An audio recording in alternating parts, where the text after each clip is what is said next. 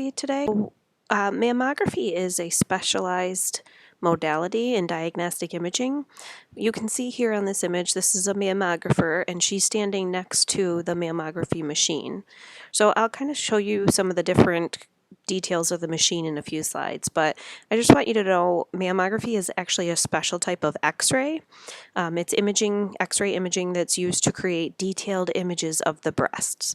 So what we're doing is trying to get good quality image of the breast tissue, because mammography can actually show changes in the breast well before a woman can actually feel them, like if they were to feel a lump or something like that. So mammography is a very powerful tool to help diagnose breast cancer early so that we can get treatment for that. So mammography was actually used starting around the 1920s, but they used regular X-ray machines to take those images.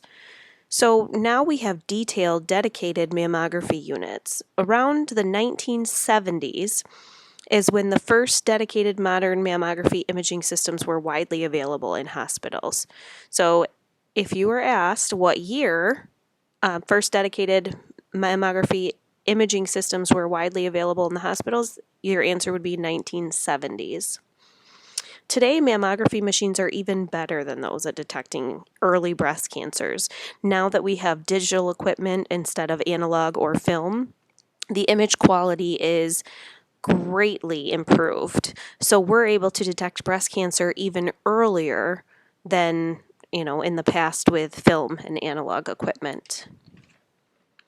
So how does mammography work? Well, like I said before, mammography uses X-rays to produce those images of the breasts.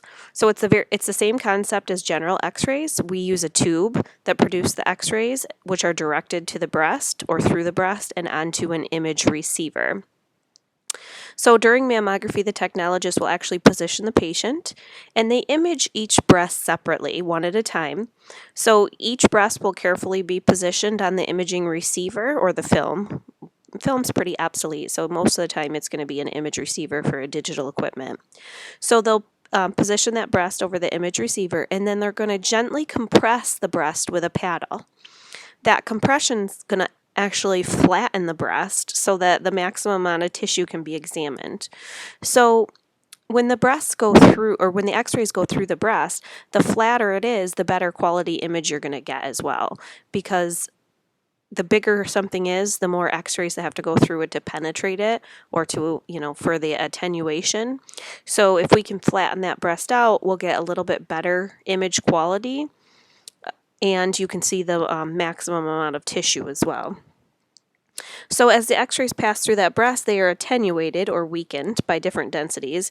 Remember, that's the same concept that we learned from X-ray, right? The more dense the material is, like bone, it attenuates more X-rays. Well, like I said, it's the same concept for mam. So breasts actually have different densities, so they attenuate X-rays differently. So fat is a very dense material, so it has a high absorption rate of the X-rays. And then connective tissue is less dense, so it has lower absorption rates. So the difference in the absorptions are going to show normal structures in the breast, such as fat, tissues, ducts, like milk ducts, and the nipples, as well as any abnormalities that we might find on the image. So this is what a standard X-ray machine looks like. So the tube is up here. You have the tube here, which has the anode and cathode in it. And there's a collimator housing in there made out of lead shutters, so we can limit the X-ray beam to the area that we want to image. Then down here you have the image receiver. So if this was an older machine, the film would be inside of that. A newer machine, it's all going to be digital. And then here you have the compression device. Usually it's made out of a plexiglass or a clear plastic that is radiolucent, which means that it does not show up on X-rays. You've got the controls up here, so you can lower the compression paddle down, and most X-ray machines can angle and tilt as well, so we can get different views. And then they all have an operating console where the mammographer can set the KVP and mass to obtain a good quality image. This next image is going to show you kind of what it looks like. So the woman is standing and the mammographer is going to position the breast. They want to pull it out as far as they possibly can against the chest wall to image the most of the breast as possible, because we don't want to leave anything where something could hide. So you've got the camera unit, they call it, it's the tube. The X-ray beam comes out. This is the compression panel here. And then the film plate or the image receiver is down below the breast. So each mammogram is actually very unique. It's like a fingerprint. Every fingerprint is different. So the appearance of a breast on a mammogram varies tremendously from woman to woman. And they can change as a woman ages as well. So that being said, it's really important for a radiologist to have previous images to compare those scans to. That way they can tell if there's any changes, even very small changes in the breast tissue that have occurred gradually over time. So a lot of times in the past, especially with film imaging, the patient could bring the films from a previous mammogram with them. What's great now about digital is if a patient has their images done at the same facility, the radiologist can very easily pull those previous scans up so they can compare them. If not, it's really important for that patient to bring their images on a disc if it's digital so that the radiologist can have them side by side. A lot of modalities, they use a report from a previous scan, which just says what the radiologist seen on the image, and that's fine for most exams, but not for mammography. They want the actual image. The breast is actually made of fat, fibrous tissue, and glands. So when we're looking at these images, what you're going to see on them is where the fat is, it's going to appear black. Breast masses, either benign or malignant. Do you guys know what benign or malignant mean? So benign is non-cancerous, and malignant means cancerous.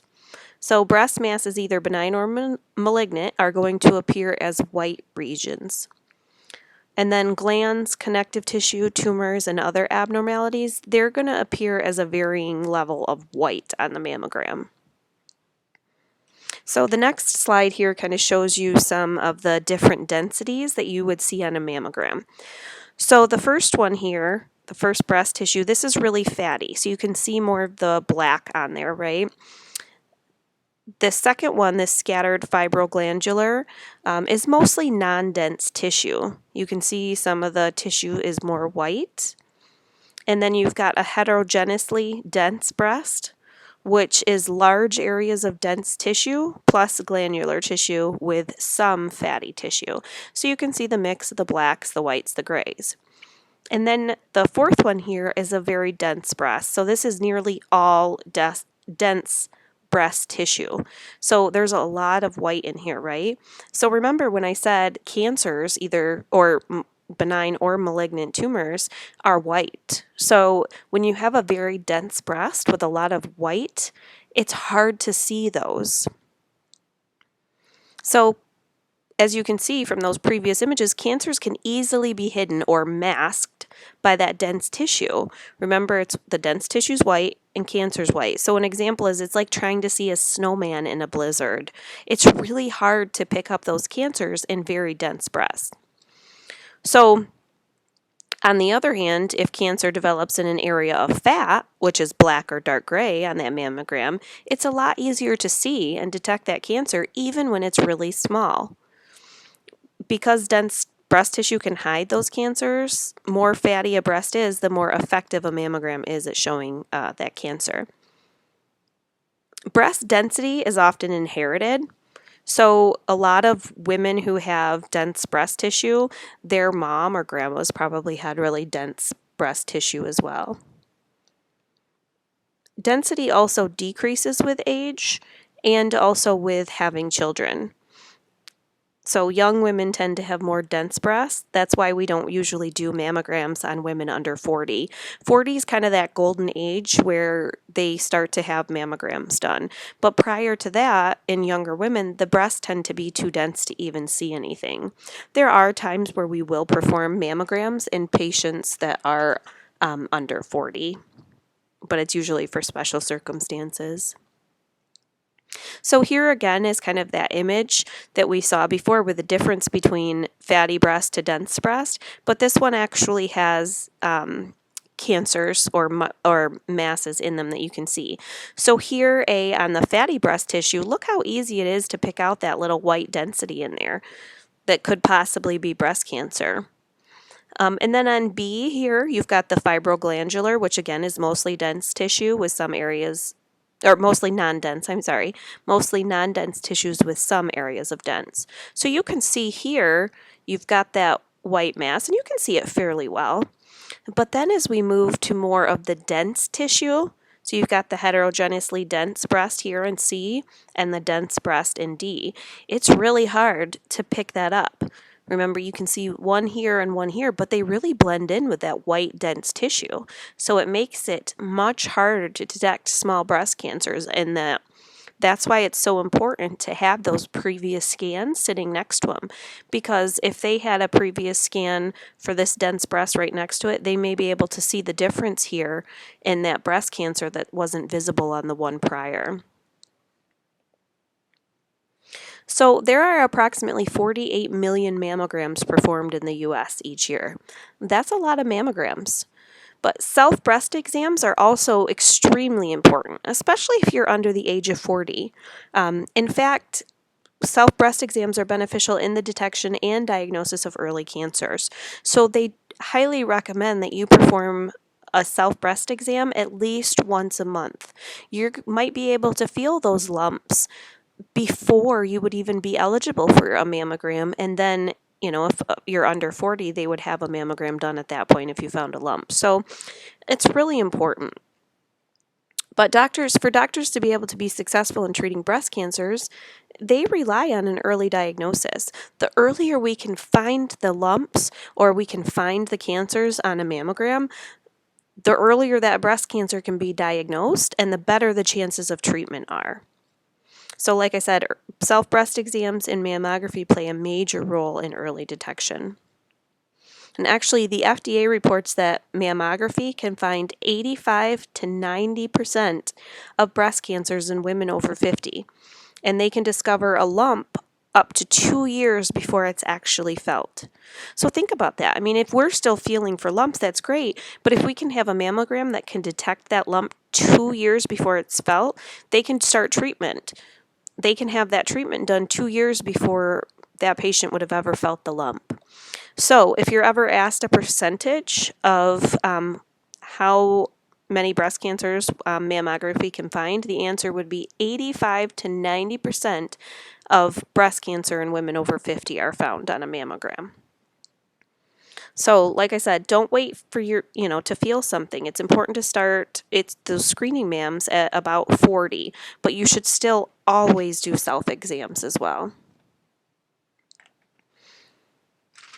If a patient does discover a lump, then mammography can be instrumental in diagnosing that lump to find out if it's cancerous. Most times, if they discover a lump, they'll do a biopsy. So a biopsy is when they use a needle to take a sample of the tissue to test it in the lab. So this is done to determine if that tissue is cancerous or non-cancerous. Most of the times they're going to use what's called a stereotactic mammography or an ultrasound to guide the needle into the mass for the biopsy. So a lot of times mammographers and sonographers work hand in hand to perform those biopsies to determine if that is cancerous or not. There are actually two different types of mammograms or mammography exams. The most frequent ones are a screening mam and a diagnostic mam. So the first type is the screening mam, which is an X-ray examination of the breast in a woman who is asymptomatic. Do you guys know what asymptomatic means? Asymptomatic means without complaints or without symptoms. So asymptomatic means no complaints or symptoms of the breast. So the goal or reason for a screening mam is to help detect cancers when they're too small to be felt. So those are recommended for any woman who's over 40 or any woman under 40 who is at high risk, which means you probably have a large family history of breast cancer. So screening mams are going to greatly improve a person's chances for successful treatment because what they're doing is they're trying to find that breast cancer ahead of time. So screening mams are for patients who are asymptomatic, and the goal is to detect breast cancer when it's too small to be felt. The second type is a diagnostic mam. So a diagnostic mammogram is an X-ray exam of the breast in a woman who has either had a breast complaint or has symptoms. So like they found a lump on their self-exam, or they may have nipple discharge or dimpling of the breast or a painful area. Those are reasons why they might do a diagnostic mam. So if a patient has a breast complaint or they find something on the screening mam, then that patient will receive a diagnostic mammogram, which will include additional views. So sometimes a patient will come in for a screening mam, and upon screening they might find something. So then they're going to go ahead and do a diagnostic mammogram at that point with those additional views to see if they can figure out what's going on. Diagnostic mams tend to be more involved and time consuming, and they're actually more expensive than a screening mam.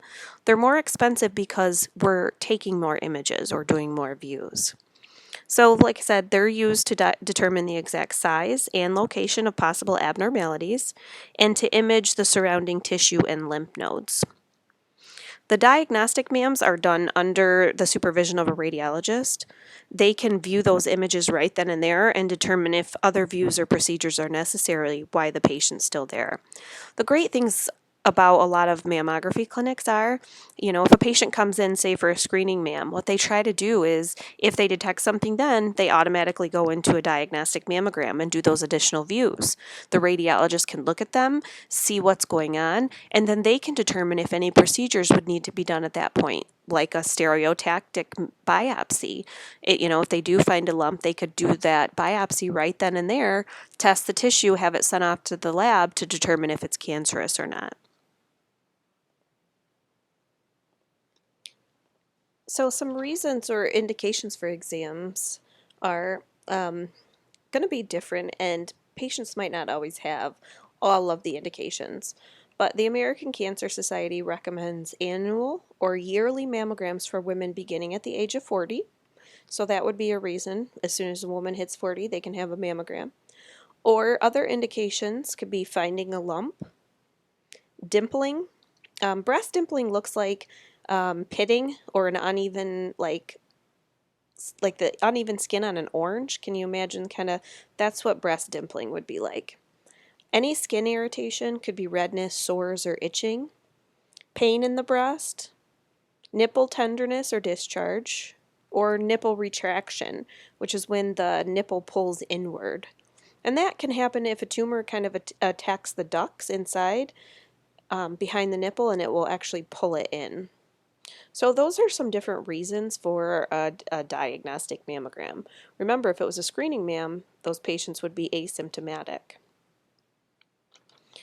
So on April 28th, 1999, the Mammography Quality Standards Law mandated that all women who have a mammogram must be informed of the results in writing. So that's great because a lot of times what happens is, patients don't actually hear what the results are from exams. But the biggest problem that is if you haven't been informed or you did not hear your results, don't assume that they were normal. They do the same thing with pap smears. You're supposed to get if have your yearly pap smears or every 3 years, you're supposed to get in writing whether your pap smear was normal or not. And it's the same thing with a mammogram. But there are times where things fall through the cracks, right? I mean, people that work at doctor's offices are human. So don't ever assume that if you didn't hear anything that your results were normal. Make sure that you follow up with your physician. The exam prep for a mammogram requires some simple steps from the patients. To help minimize discomfort, they recommend that you schedule your mammogram to be done 1 week after your period. This is when our breasts tend to be the least tender, so that's going to help make it a little bit more comfortable. If you've had a previous mammogram, remember that you want to bring your previous scans with your images if they weren't done at the same facility. That way, the radiologists can compare your current images to previous ones so they can see smaller changes. On the day of the exam, it's important that you do not wear any talcum powder, deodorant, lotion, or perfume either under your arms or on your breasts. So a lot of those things can cause artifacts on the mammogram, making the image harder to interpret. Those aluminum flecks in deodorant and some powders that they use can actually mimic microcalcifications and can cause a misdiagnosis. One of the other things that's important to know is patients should wear a two-piece outfit so that they can easily take their top and bra off for the exam and still be covered below the waist. If patients wear a dress, they're going to have to take that completely off. So it's going to be a little bit more comfortable for the patient if they wear a two-piece outfit, then they won't have to completely change. Any jewelry that could interfere, such as earrings or a necklace, those are going to need to be removed. And they're going to have to talk to the technologist about their history. Usually the interview is a little bit more in depth to get history, so they're going to want to know any breast symptoms or problems that a woman has experienced, and they should describe those to the technologist. You should also be prepared to discuss previous histories, surgeries, if there's any hormone use, or a family history of breast cancer. I know I talked a little bit about breast compression before when we were talking about the machine and why it's important, but just to go over it a little bit more in depth, breast compression on a mammogram is necessary to flatten the breast so that that maximum amount of tissue can be imaged and examined. Compression is also going to reduce overlapping shadows, which can appear suspicious on an image. Compression also allows the use of a lower X-ray dose.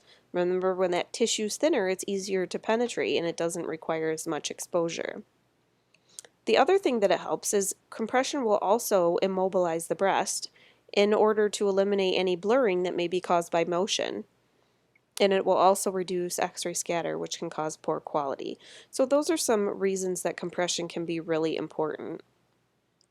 At some facilities, they'll actually allow the patient to control the breast compression during the mammogram. It can help reduce the anxiety with the patient and make them more comfortable. I mean, they're still going to have to check it and, make sure that it's enough compression, but the compression will also release automatically right upon exposure. So then that it doesn't take the time for the technologist to walk back out there to release the pressure. As soon as that exposure is made, the pressure is automatically released. Compression may cause discomfort, but it only lasts for a brief amount of time. That patient should only feel pressure. They should not feel any pain. And it's going to be applied about 2 to 4 times per breast for just a few seconds each. Honestly, like going back to the compression, and it can depend on the technologist, unfortunately. I've never had a mammogram, but I know people who have, and they've said that it can make a difference depending on who's performing their mammogram. And I know people who request certain people because they prefer them and they won't get a mammogram done if it's another technologist. I mean, people tend to be a little bit more compassionate and caring and gentle, if we're being completely honest. So think about that. If, mammography is something that you ever think about going into as a career, being compassionate and kind and, not hurting the person can make a big difference. So factors or risk factors, many factors can influence a woman's risk of getting breast cancer. However, having one or more risk factor doesn't necessarily mean that a woman will get breast cancer. They're just factors that can increase the risk. Some women can have actually one or more risk factors, but they don't ever develop breast cancer. And then there's a vast majority of women who have breast cancer that had no apparent risk factors. So they're not 100% determining factors. What causes breast cancer and the women's risk factors, they're just guesstimates. There's no 100% clear determining factor. So risk factors for breast cancer can include both factors that can't be changed, such as genetics and age, and those things that can be changed, like our lifestyle. So some of the risk factors are age. As a woman ages, her risk of breast cancer increases. So make sure that you know that as a woman ages, her risk of breast cancer is actually increasing. About 77% of women with breast cancer are over the age of 50. Another risk factor is genetics. So studies have shown that up to 10% of breast cancer cases are hereditary. Researchers have actually discovered that women who carry different mutations, they're called the BRCA gene. There's BRCA1, it's BRCA1, is a breast cancer gene, or BRCA2. They're at a higher risk of developing both breast cancer and ovarian cancer than women who do not carry the gene. I've actually heard of women that do test positive for the BRCA gene are actually having elective breast mastectomies so that they can prevent themselves from developing breast cancer. Another risk factor is personal history. Women who have had breast cancer are 3 to 4 times more likely to develop cancer in the opposite breast. Family history. If a woman's blood relative on either the mother or father side of the family have breast cancer, then she is at an increased risk for the disease as well. And a first-degree relative, such as a mother or sister or daughter with breast cancer, can actually double the woman's risk factors for breast cancer. Menstrual age is another factor. So the age of the person's first menstrual cycle. So if a woman begins menstruating before the age of 12, they have an increased risk of breast cancer, as do women who reach menopause after the age of 50. Delayed childbirth, women who have their first child after the age of 30, or women who have never had a child, are at a higher risk for developing breast cancer. Alcohol can also be a risk factor. Most doctors agree that daily alcohol consumption can increase the risk of breast cancer. One study found that a woman who drinks at least between 2 and 5 alcoholic beverages each day were found to have a slightly higher risk of developing breast cancer. Smoking increases the chance of developing several types of cancer, including breast cancer. Diet. There's a much higher incidence of breast cancer in areas where women have a high-fat diet, such as the U.S., and they've actually done studies where areas where lower fat diets, like Japan, they have a lower risk of breast cancer. Those are some of the things that make me worried about diets like the keto diet. I mean, women already have... So like with the keto diet, it's a high-fat diet. Women are eating high fats, which most of them are healthy fats if you're doing it right. But women are already at an increased risk for heart disease. And if a high-fat diet can cause breast cancer, my own personal concern is that maybe people shouldn't be doing these diets if we're concerned about breast cancer being a higher fat. There's also some studies that show women who have gained weight later on in their life as an adult have an increased risk of breast cancer as well. And then previous radiation therapy. So women who have had breast or chest tissue exposed to radiation therapy as a child are at an increased risk for breast cancer as well. So like I said in the previous slide, you can have multiple risk factors. You can have gained weight as an adult. You can drink 2 to 5 alcoholic beverages a day. You could have had your first child at 38, but that doesn't mean you're going to get breast cancer. But then there could be a woman who has breast cancer that has none of these risk factors. So it's not cut or dry. But these are things to be aware of that could possibly increase our risk factor for developing breast cancer.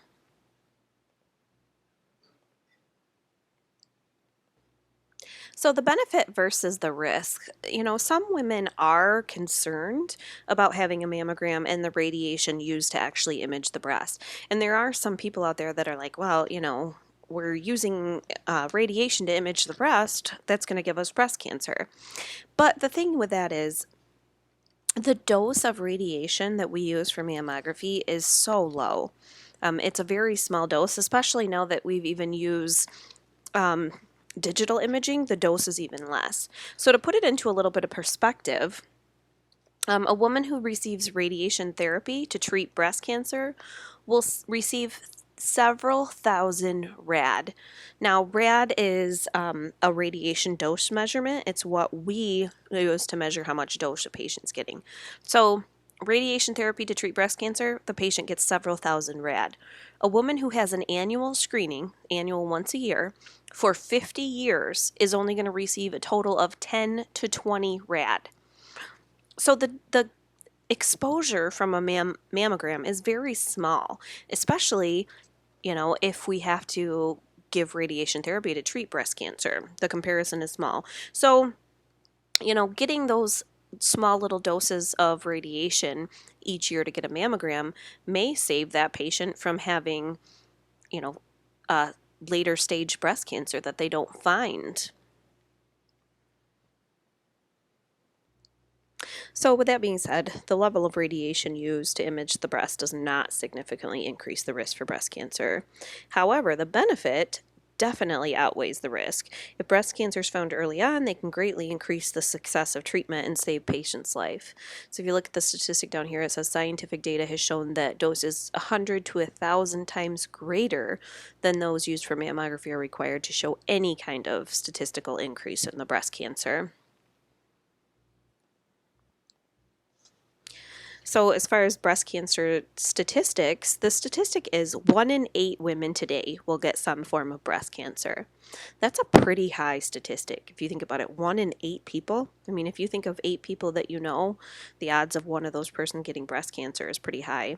Now, that does sound scary, but to break it down, it means that a female born today and lives to be 85 years old, within her lifetime, the risk of developing breast cancer is 1 in 8, or approximately 12.8%. So when you break it down like that, the percentage is much lower, 12.8% chance of getting breast cancer. But each woman's risk may be higher or lower depending on some of those risk factors that we talked about before. But in 2019, the estimated deaths due to breast cancer for females was 40,920. And in males, the death rate or estimated death was 450.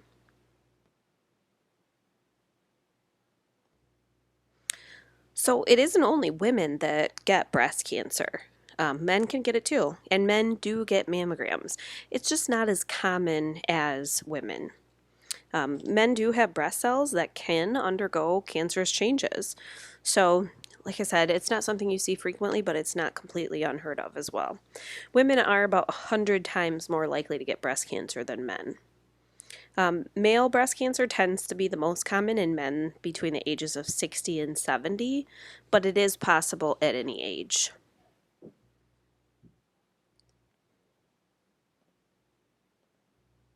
Pertinence to the medical community. Currently, mammography is the only exam that is approved by the FDA to help screen for breast cancer in women with no signs of the disease. So that is the main pertinence to the community, but it's also something that you should know is mammography is the only exam approved by the FDA to help screen for breast cancer in women with no signs of the disease.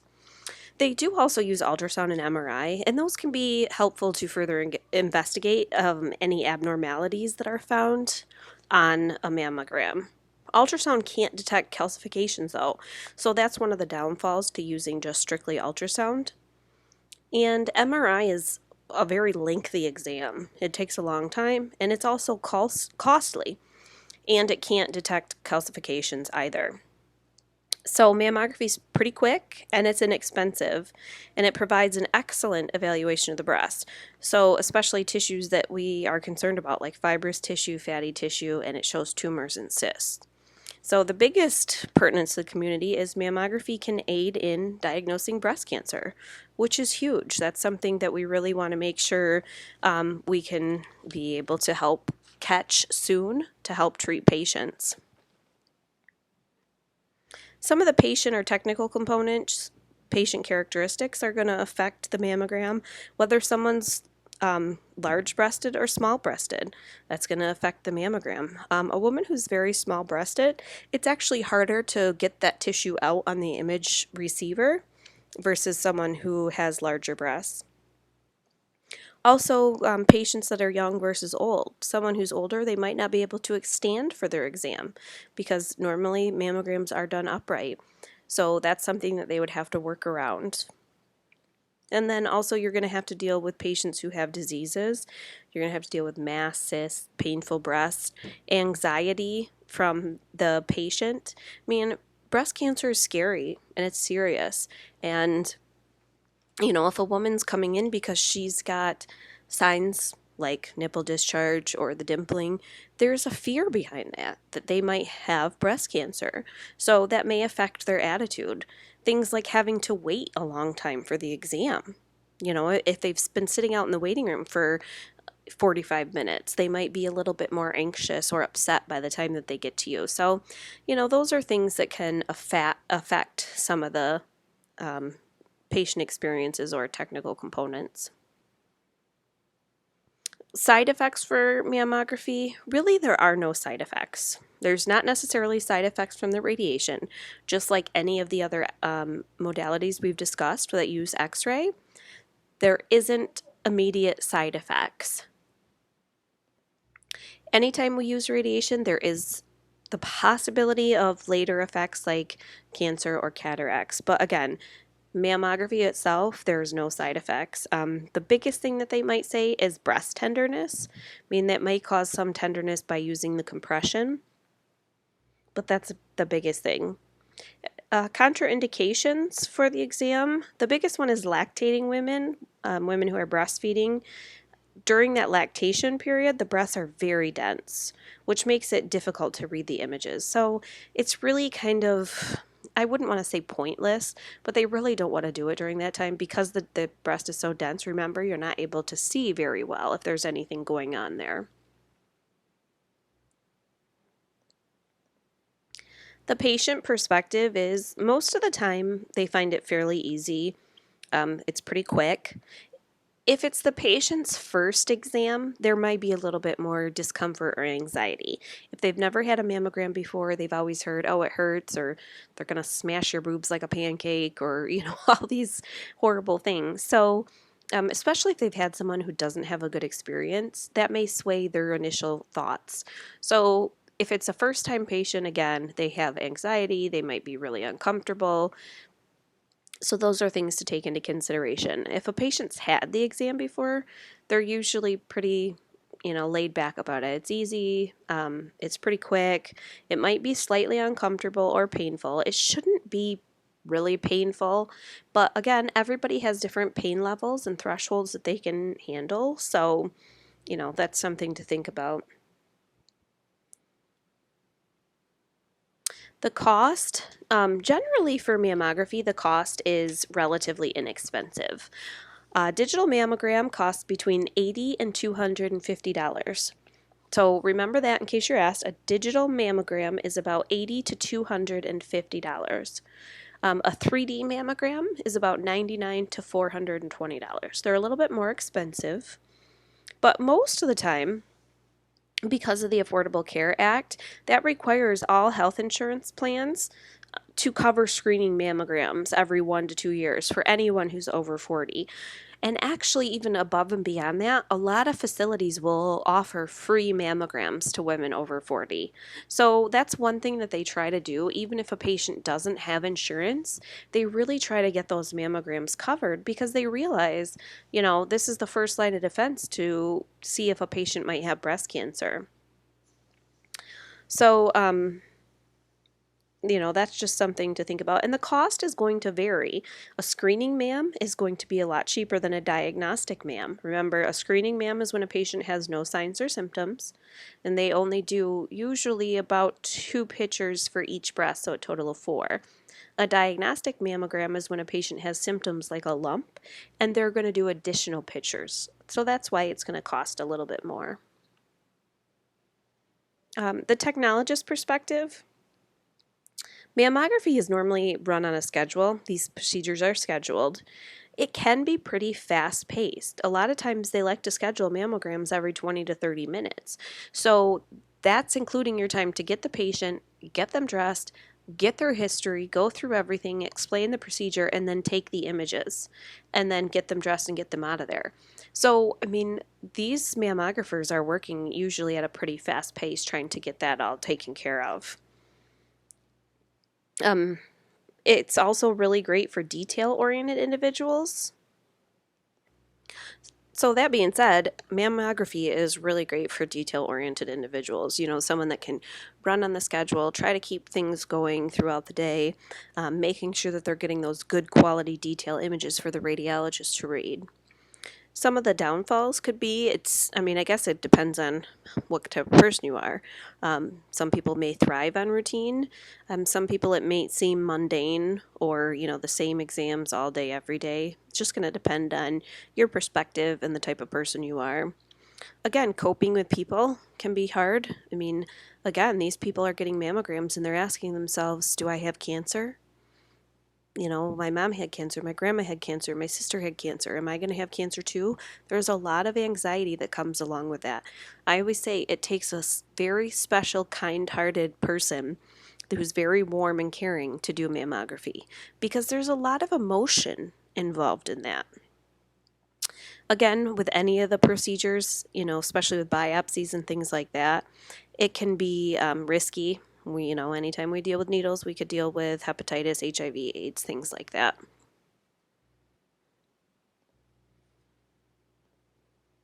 Sorry, I don't know why I can't get this to change. There we go. So who performs a mammogram? A registered radiologic technologist who specializes in mammography. So a technologist is going to go through their 2-year associate's degree in radiology. They're going to do their college core curriculum, they're going to take their didactic courses, do their clinicals, and then they're going to pass a national board exam and become a registered technologist in radiology. And then they're either going to do a self-study or like a program or pathway like I talked about before, where they're going to do some on-the-job training or clinicals in mammography. And after they've reached a certain point in that, after you have to, I don't know what the exact number is, but you have to take so many images in mammography before you can even take your board exam. So after you reach that point, then you would take in another board exam in mammography through the ARRT again. So your initials would be, as shown down here, RT for registered technologist, R in radiology, and then M in mammography. And you're registered through the ARRT, which is the American Registry of Radiologic Technologists. There are some career advancements, again, the same thing. Every different modality has a lead tech or a chief technologist for that area. So you can become a mammographer, you can become a team leader or manager for that department, you can become a department manager over all of the modalities, you can work in sales and application or like in education. The radiologists that are performing the exams most of them specialize in mammography. So they're going to do their CMEs specific to mammography. CMEs are continued medical education. Those are going to be very specific to mammography. They work really closely with the mammographers to ensure all the appropriate and necessary films are taken. So a lot of times what happens is a mammographer will take the images and then they'll go speak to the radiologist prior to that patient leaving so that the radiologist can look at the exams, see if there's anything going on, and if they want any additional films. So they actually work very closely with the mammographers. Like I said, in most facilities, they have a specialist who's reading the mammograms. Most radiologists can read them, but in bigger facilities, they're going to have someone who's dedicated to mammography. And then they will also be the ones who are performing the needle localizations or the breast biopsies, along with the mammographer for assisting and possibly a sonographer for running the ultrasound as well. Compensation, again, is going to be based on your experience and where you live, but the average is about $27 to $30 an hour, along with medical benefits like healthcare, optical, dental, and pension or 401k. There really aren't any ethical issues with mammography because you have to be a registered technologist prior to performing mammography. So it's not like in some other modalities where unregistered people are performing the exams. some of the standard views that we do, like I said before, mammography is performed with the patient standing up in the upright position. The technologist will position the breast on the image receiver and then gently compress with the paddle. So the technologist during those scans is going to kind of step behind a lead shield or a lead wall or window during the exposure to help protect themselves. Like I said earlier, most of the time as soon as that exposure is made, the compression panel is lifted off the breast to relieve that pressure. But there's two standard views for screening MAMs. Remember, the screening MAMs are done in patients that are asymptomatic over the age of 40. So the views for the screening MAMs are CC views and MLO views. So CC stands for craniocaudal view. That's when the image is taken from above the breast, okay? So cranial means towards the head, caudal towards the feet.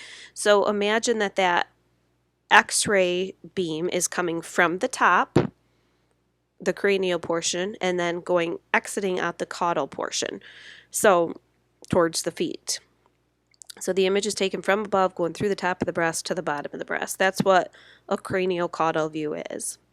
The MLO is a medial lateral oblique view. M stands for medial, L stands for lateral, O stands for oblique.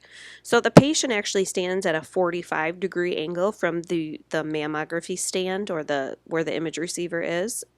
And then they actually can angle the machine itself to about 30 to 60 degrees.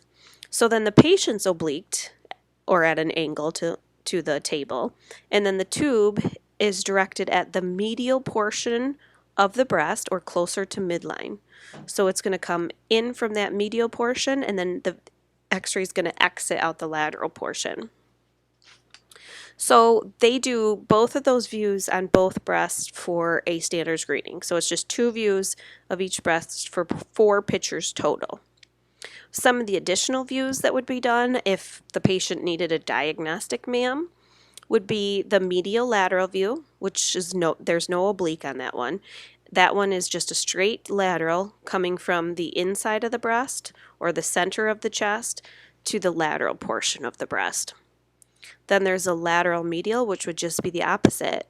That images the breast. The X-ray beam enters the lateral portion of the breast or the outside, and then it's aimed towards the center of the chest. They also can do a cleavage shot or a valley view. It can be, the terms are used interchangeably. So that shows the posterior medial areas of both breasts. So it's exactly what it sounds like. Both breasts are put on the image receiver and an image is taken from above. So that's why they kind of call it the cleavage shot, because both breasts are brought together, kind of where it accentuates the cleavage a little bit. So those are the most standard views that you would see. Like I said, the CC and MLO are done for standard screening MAMs. Additional views for diagnostic MAMs would be the medial lateral, lateral medial, and the cleavage or valley view. Some of the more common abnormalities that we would find on a mammogram are calcifications, cysts, fibroedema, or in situ. Those are some of the terms that are more common. So calcifications can also be called microcalcifications, and we'll see some of those in the images in just a little bit. Those are actually mineral deposits in the breast. They can be caused by dried up secretions from trauma to the breast, reabsorbed blood, or dead tissue cells. Calcifications are not equivalent to cancer. They're just benign little calcifications inside of there. Cysts, those are harmless. They're harmless accumulations of fluid in the breast, or they can be in other tissues or organs. The exact causes of cysts are unknown, but they can change with hormone variations. So sometimes, depending on a patient's cycle or if their hormone levels are up or elevated, that can cause an increase in cysts. Cysts do not become cancer, and they also do not increase the risk of a patient getting cancer. Fibroedema is a common benign or non-cancerous growth in the breast. They're usually very movable and firm, so a lot of times if you feel a lump and it can be moved around, that's a lot of indication that it's a fibroadenoma. But that doesn't mean that you don't want to get it checked out. Always go in. Again, fibroadenomas, they have no risk of becoming cancerous. The term in situ is used a lot to indicate an early stage of cancer in which the tumor is confined to that area where it began. I always think of in situ, I think of it's situated right where it was at. So in situ means that cancer remains confined to the ducts or lobules and hasn't invaded the surrounding breast tissue or spread to other organs of the body, which is what we call metastasize. There's also ductal carcinoma in situ, which is DCIS. That's the most common type of non-invasive breast cancer. So some frequently asked questions when it comes to mammography. When should I get a mammogram? For a normal individual with no strong family history, they begin at 40, and then you have them once a year. If a patient is high risk, which means one, they've either tested positive for the BRCA gene, or a very close family member had a history of breast cancer, mom, sisters, grandma, daughters, then they should consult with their primary care doctor, and they will get mammograms prior to the age of 40. Again, like I said before, we don't usually tend to do them before 40 because younger women's breasts tend to be more dense, so it's harder to find breast cancer. But if someone is at high risk, it's important to start sooner. Another question they get asked a lot is, do I need a referral from my primary care doctor to get my mammogram done? Most of the time the answer is no. Because they're preventative medicine and most insurance covers them, or most facilities will do them for free, they allow any woman over 40 to schedule the appointments without a referral. You'll just give them your primary care doctor's information so that they can send them the results. Another very common question is, does a mammogram take place of a manual breast exam or a self breast exam? And the answer to that is no. The best chance a woman has for early detection of breast cancer is to combine both together. So you should be doing those manual breast exams once a month. A lot of times people do them right around the same time as their period just because it's an easy reminder. But you should be doing them once a month and having your annual mammograms, because self-breast exams are very beneficial in the diagnosis of breast cancer. I think that's actually a question that you should remember. Are self-breast exams beneficial in the diagnosis of breast cancer? That is yes. The other question is, can I still have a mammogram if I have breast implants? The answer to that is yes.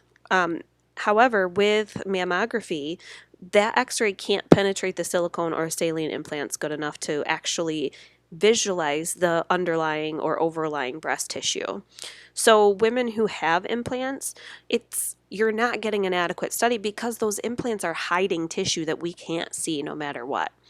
So they will do additional views. Usually they do 4 additional views as well as the standard views to try to better visualize that area that's hiding. But it's not going to pop the implant or anything like that. That's what a lot of women think. Well, if they're compressing it, would it pop the implant? And it won't. They don't put enough pressure on the compression for that to happen. So what's the future of mammography? Mammography's used X-ray technology since the 20s, but it became dedicated mammography units around the 1970s.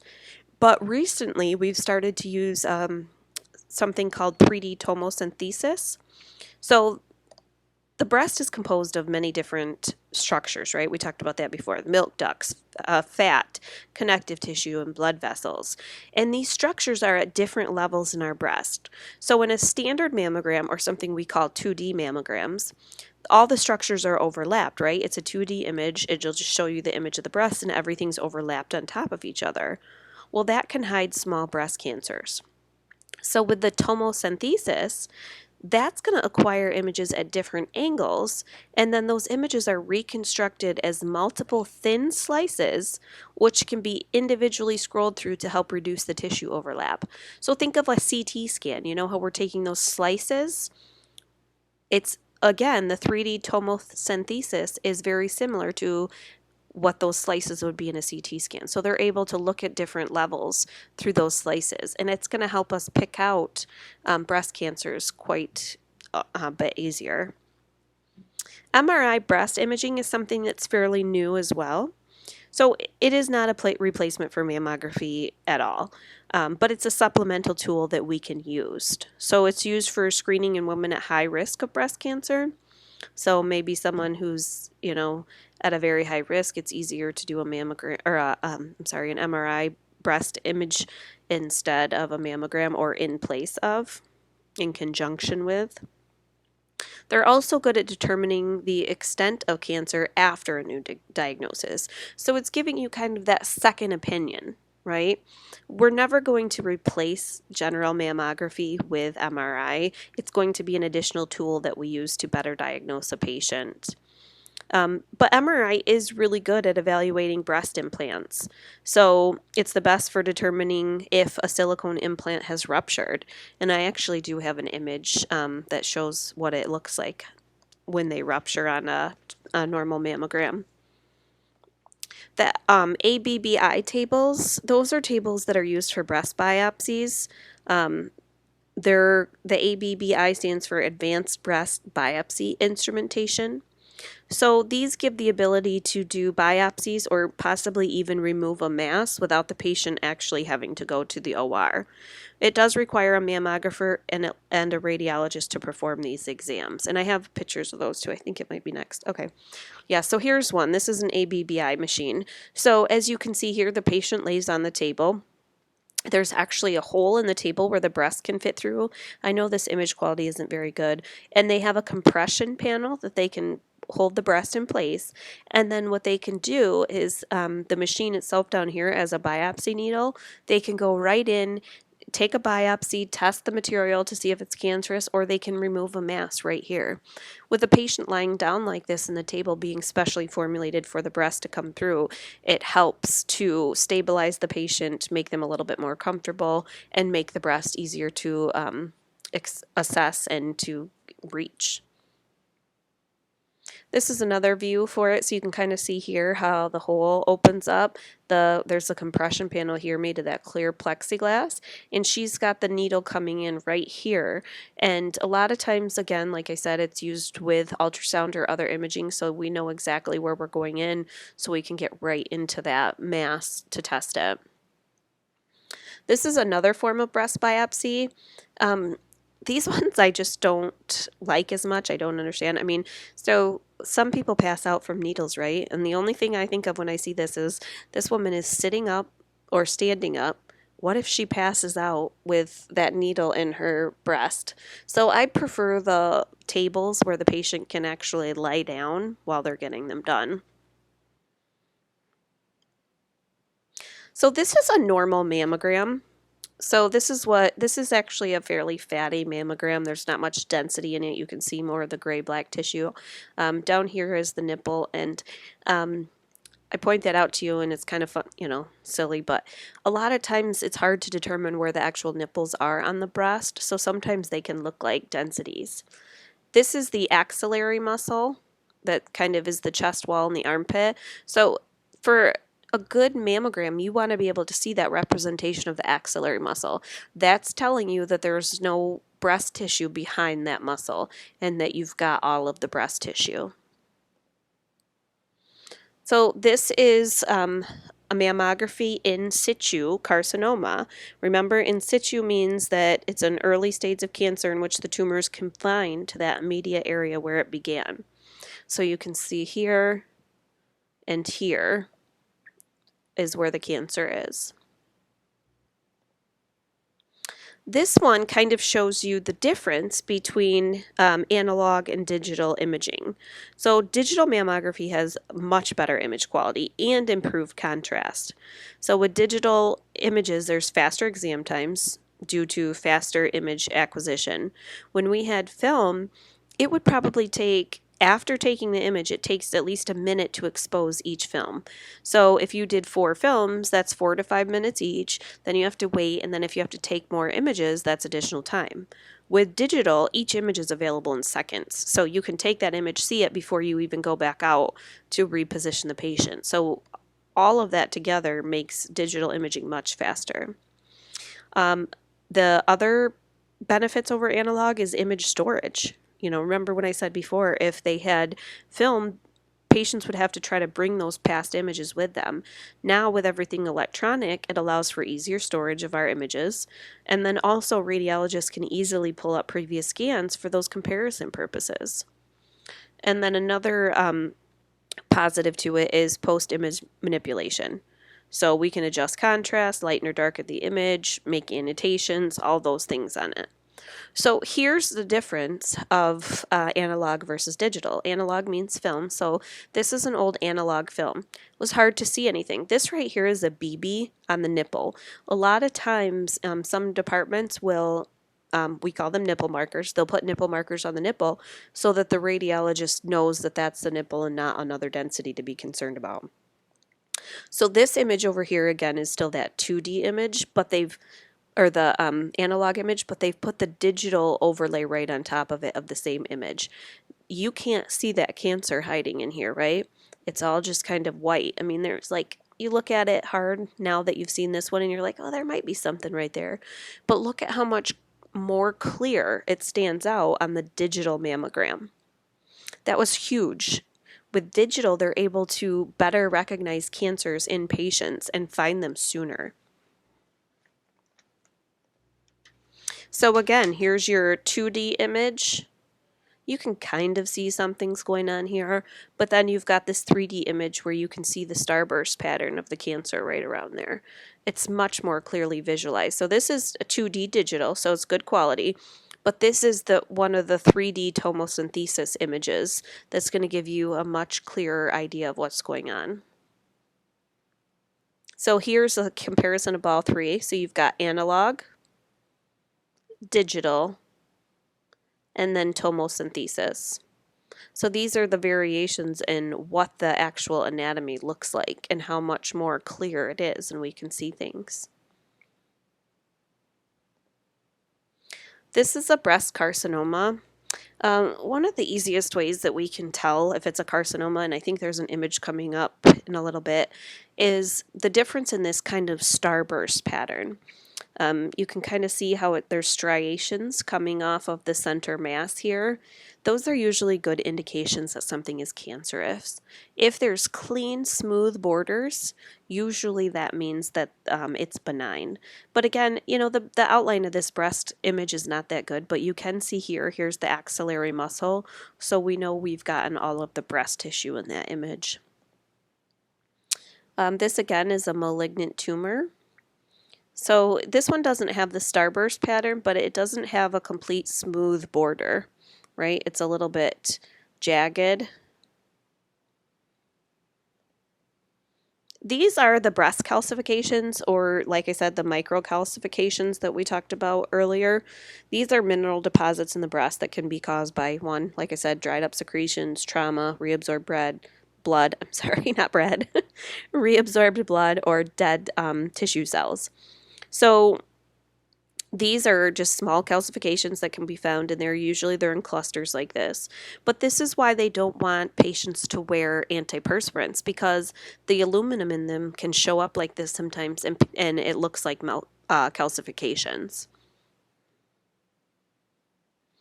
So here's the difference, okay? So this is a simple cyst and a benign fibroadenoma.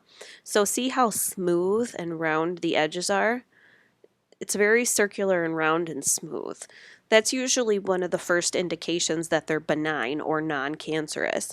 But again, a lot of times they're still going to go in and do biopsies to test. Just for their peace of mind, your peace of mind. I'd rather know 100% if I have a cyst or a benign fibroadenoma that's truly 100% that's truly 100% what it is, instead of the radiologist saying, well, it's got smooth edges, I'm pretty sure it's just a cyst. If it's me, I want to know 100%. Again, here's some different things. So this is a normal breast mammogram. Nothing's going on in there. This is a benign cyst, non-cancerous. Look at how smooth and round those edges are. And then down here, you've got some different malignant tumors. And these ones all kind of represent that starburst pattern, right? So very irregular edges, very, very irregular. And then they've got the striations coming off of them. So those are the first indications that a cyst or tumor or something inside of there is malignant. So this patient presented with multiple palpable lumps in both breasts, which meant they could feel them. The previous screening mammogram that this patient had was normal. These are all cancers in here. Everything, all these white masses are all cancerous tissue. So this is actually, this patient had skin cancer or melanoma, and the cancer metastasized into their breast from the skin cancer. So this is completely covering their breast.